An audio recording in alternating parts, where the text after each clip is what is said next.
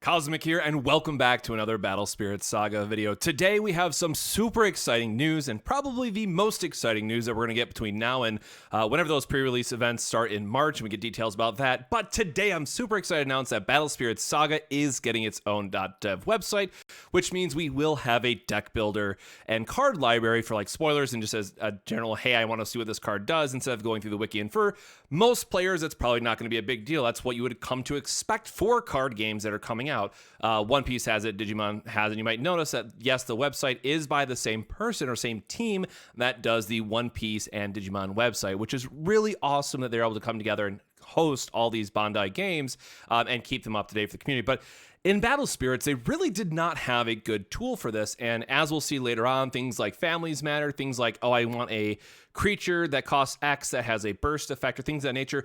There's really not a good way to search for that in Battle Spirits. And when you have over 60 card sets, it's kind of important. So I messaged the developer and I reached out to them and say, hey, I'd really love to see this site. Like, how can I help? What can we do to get this started? And just yesterday, they actually came out and went ahead and said, hey, here's a landing page. It's a placeholder for now, right? But please bookmark it, go to it in the future, and there'll be spoilers up there. So just for a quick glance for those that don't know, we have the One Piece site up. So again, as I mentioned, there will be a full like spoiler list. So instead of having to go to Twitter or going to watch, one of these YouTube videos or what have you, there'll just be a quick reference, and there'll probably be, just to click on it, you'll have all the type, you'll have the family name, the cost, the effects, all that stuff. So it's very, very easy for you to get the information that you want. And then there's also going to be a deck builder, as I previously mentioned, and then there's also a library. So it's also going to sort out by all the different decks, if you want to know what's in the starter deck, if you want to know what's in the main set, right? There's a lot of great stuff that we'll be able to find quite easily thanks to this dev team, which again is going to be so important for the more competitive, side of the game that is going to kick up. And then also, it's just really important from a even casual player stand base, right? Let's say I want to look at all the dark snakes, or I guess they're going to be called serpent now. More on that later. Or if I want to see all of the a certain family within a color, or if I want to see the cloud beast, like things of that nature. Like, it's going to be so important as more and more of these sets come out that say, hey, I want to build a Dark Knight deck. I want to be able to very easily go into a website like this one, search up all the cards that are in this family, and then just be able to very quickly, kind of click on, add them to the deck, see what the curve looks like. This will update in real time. There'll be stuff like how many bursts am I playing. All of that information will be easily accessible and available to players at a quick glance, which is a huge, huge deal for Battle Spirits Saga. Now, again, I realize this might not be the most exciting news if you're like a card game veteran, but again, compared to what we've had in Battle Spirits, which was ultimately lacking, or just of nobody really knew if there was going to be anything for this, right? It's really exciting to finally say that information is out there. The website is live. Again, hopefully by next week we'll have a couple of spoilers up there. And don't mean to say we, as I'm not in any way tied to it, but just a good general sense that we as a community will have this site to look forward to, and really hope that in the future we can get some more features added to it. That said, we did get some more spoilers, so maybe if you either missed them or you just weren't around and maybe missed the Twitter post or what have you, we did get some new spoilers, some new magic cards, which also have burst. And again, really quickly, just as a good reminder, if maybe you watched other videos, or just as a good reminder, is this card itself can technically be played three different ways. You can either play it as the straight up magic cost, so pay it for the 5 with 2 reduction symbols, do it during main flash. You can set it as a burst and then activate it during the burst window, which is when you lose a life. Or that other option is you set it for a burst, get the burst effect, and then you could also then, as the card states, pay the full cost to get the flash effect in that case, which would then return one of your opponent's spirits to their hand. So it's a bounce effect. So these cards are so important because they have multiple layers of depth that they're going to end up adding to the game. And while this one might not be the most exciting right off the bat, it does give us a good preview of what to expect in Battle Spirits Saga going forward. So as I kind of mentioned, but just going over these cards overall and just kind of what I think about them, because again, they are the starter deck cards. So we don't know if that's going to be, are these starter decks like some games do it, where it's just a training tool. You have a couple of exclusive cards that you need for the meta, and then, your more experienced players just grabbing out those exclusive cards and never touching it again? Or are these going to be more competitive out of the box, and you just need like a couple X rares from the main set to make them, good and playable at your locals? We don't know yet.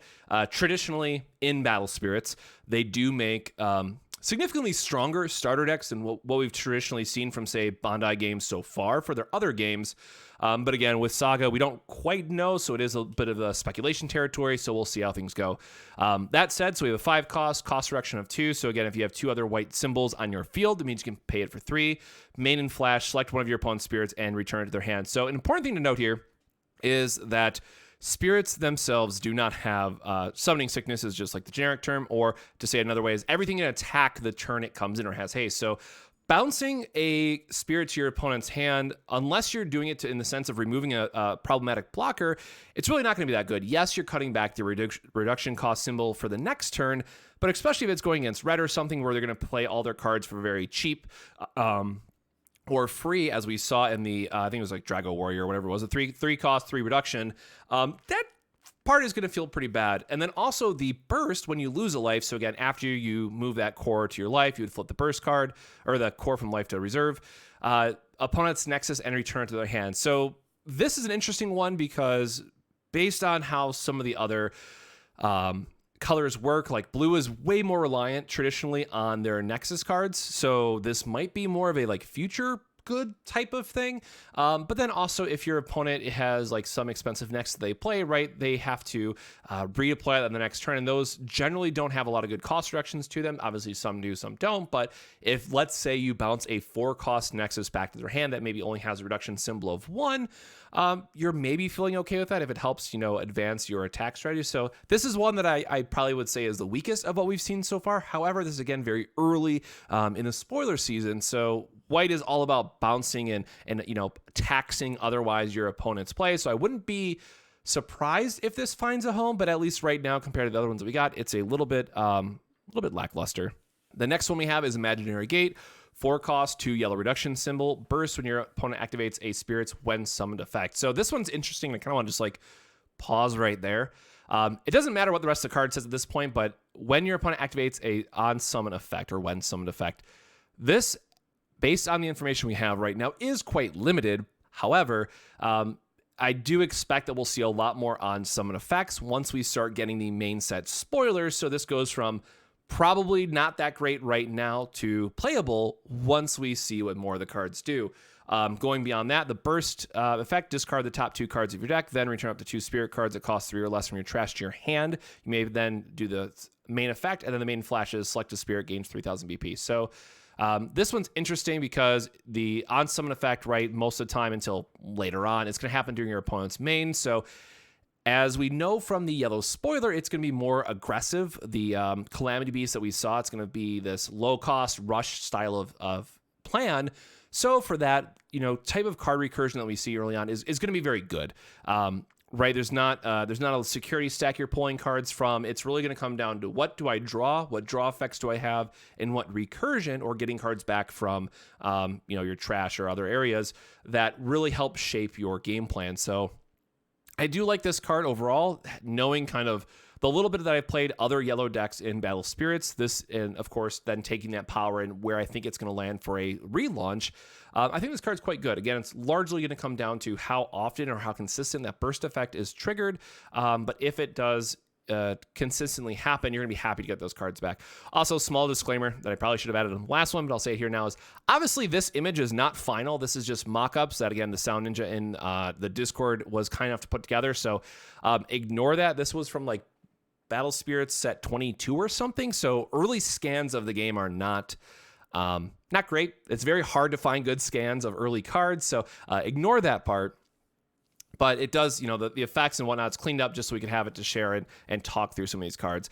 The other part I want to mention, though, is the gaining 3,000 BP. That is a significant amount. So if your opponent is, let's say, playing red, they play Andromeda, delete one of your guys, and they're going to attack, you can then beef up one of your other spirits to either prevent them from swinging out or maybe preventing them and making their attacks a little bit more awkward because now you suddenly have a 5,000 or 6,000 powered spirit and they don't want to lose one of their units. So this card does a lot in helping you both dig up more cards for your game plan, right? And also help you stall out that, couple of turns you would need. So as someone who's could be the self-proclaimed Yellow Guardian, if you will, which is a Battle Spirits reference. I'm personally very excited for this card. Yes, it is a starter deck card, but I think this will probably end up in a good spot. And I'm really looking forward to seeing some of the other yellow cards that we get, because I'm sure there's going to be some 3 cost or less strong on play, draw 1 card from deck bottom sort of thing, and you'll just want to get more of those back time over time.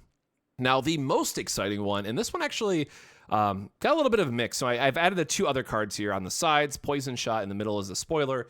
To just kind of let's talk through this, right? Let's really understand how much and how insane this one card truly is. So Poison Shot costs 5, but 3 cost reduction. So it is quite a bit, but stay with me. It is expensive, but stay with me. When your opponent destroys your spirit, draw a card. So that's exactly what purple wants to be doing. Remember, one of the key, we haven't seen them yet. There was that Purple Knight spoiler that we couldn't read. So it's not 100% confirmed yet, but it's 99% confirmed that one of the main attributes that purple will see in set 1 is going to be Graveyard Recursion. So you're going to have these chump blockers set up. You'll activate Poison Shot, get to draw a card, then play a card in your next turn, get that chump blocker back. Things of that nature where you're churning out these blockers now, which again, remember, you still have to put a core on them, right, to keep them in the field. So that is important. But it goes a long way of helping you not only thin out your deck, but the second part is also really good. So select a spirit, remove a core from it, and place it in its owner's reserve. So it is a core strip. Now, it's interesting, right? There are going to be turns where, let's use Dark Grail as the example. You set your burst, that's for free, right? That's out there. You use your Dark Grail, you pay it for 2 because you already have a purple symbol out on the field. You can select one of their spirits, remove a core from it, and also if we think about how red and traditionally yellow wants to go about their game plan, yes, against purple you have to change it up sometimes, but you won't always have the option, is they want to go wide, so they're only going to have 1 or maybe 2 at most cores on most of their spirits at the time. So what this allows you to do is very nicely, actually, set up a Dark Grail and a Poison Shot with a chump blocker. So the way this whole interaction would play out is I have a chump blocker, I play Dark Grail, strip one of their resources. I could then attack with it if I want to. Let's take the aggressive line, right? I attack with it. They block. It's a trade now because the BP reduced their level. Remember, if it's 3 cores for level 2, if you restrip one of those, it's then going to have only that level 1 BP. So then let's say they take the block, they activate the burst because they don't want to lose a life, right? That's always the trade-off there. It's okay, do I think about what their burst is? And right now it's very obvious because we're talking about Poison Shot, but there's going to be a ton of different burst cards that people can play, and they're not color locked, so you can play any burst in any deck. You just will have a very hard time getting the secondary effect. So you go to attack, they block. You do a trade there, and then you get to activate your Poison Shot. You're going to draw a card, and then those 2 cores you probably still had left over, either in your reserve or on another spirit, you can then use Poison Shot to remove another blocker, which again is probably going to have 1 core on it, kill it, and then swing through again. Or in the other case, the Dark King Snake that we've seen so far, which it's not 100% confirmed, but it's most likely going to be the starter deck X-Rare based on what we've seen and talked about in a previous video. He also has all of the, at a level 1, if you just want to core strip down to 1 and then use Poison Shot, or, you could have him at level 2 and 3. You could completely core strip 1. They go to block. Let's say it's a 6K to a 6K. You're going to kill that. Then you're going to activate Poison Shot to draw a card.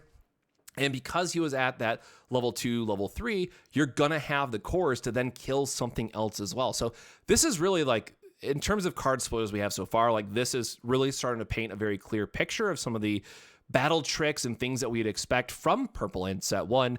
And again, just thinking about the flexibility that you have with Poison Shot is so important because, yes, you want to draw the card, 9 out of 10 times, but sometimes just paying 2 and doing a core, stripping a core from one of your opponent's spirits might be really important, actually, the play that you want to do. So yes, it is expensive at 5, but I think the 3 cost reduction is going to go a long way in making this card quite good. So I am very excited for purple. I know this is kind of I'm getting out of my character, as it will, as much as I love yellow, but yellow, purple, and white are actually my 3 favorite colors in Battle Spirits because they do have these more control features built in. And anybody that knows me, I love the control type of decks in every card game I've played. That's just always what I naturally gravitate to. So really excited to see what purple had here. And I am super excited to see where this ends up because then we also got Bython, which seems kind of insane.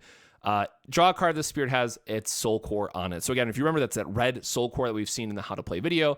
It is only a 2,000 power, and it tops out at 3,000. So it's going to be quite weak. But again, remember, you can have the soul core on it, attack, draw a card, maybe do a trade, flip that poison shot, and draw a second card. And I do expect that we're going to see more draw card engines in every single color, or maybe it's going to be like a reveal effect, right? There's going to be some kind of enablers for your game plan, because there's only there's very little RNG, right? It's quite literally just what you draw. So in order to help, we have the mulligan. Obviously, that's a huge help for, getting out of bricks and things of that nature, but then also understanding what it means for, okay, well, I have those cards. I'm only going to draw one card a turn, but what other, either cards will reveal or draw cards, or maybe I just want to try to save my resources to play this big guy. There's a lot of different decision points that you'll have to make while playing Battle Spirits Saga. And while at the service level, it's very easy to play. Once you actually sit down and play a demo game, it's very easy to follow. You'll get it instantly.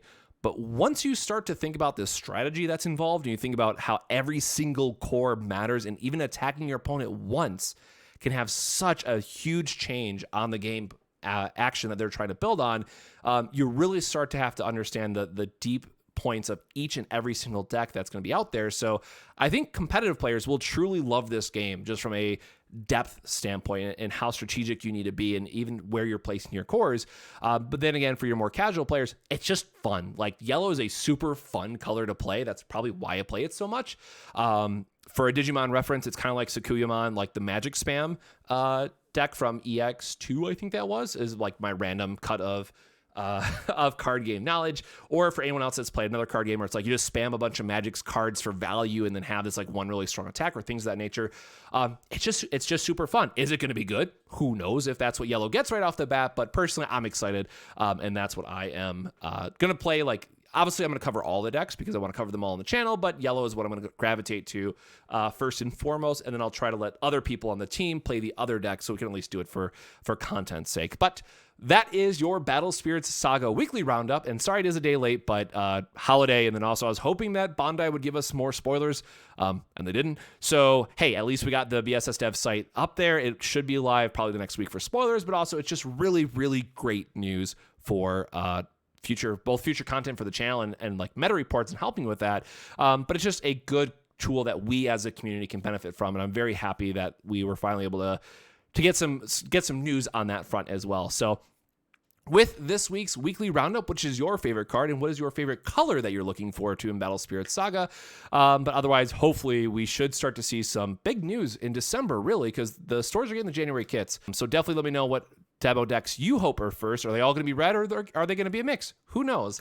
But I'm very excited to get that in. So with that, have a great week, my friends. Until next week, we'll do another Battle Spirits Saga weekly update next Friday. And yes, it will be One Piece launch, so I'll have to worry about the timing. It might be another Saturday, but bear with me. And please look forward to more Battle Spirits Saga videos on the channel. So until then, stay hydrated, take care of yourselves, and I'll see you next time. Cheers.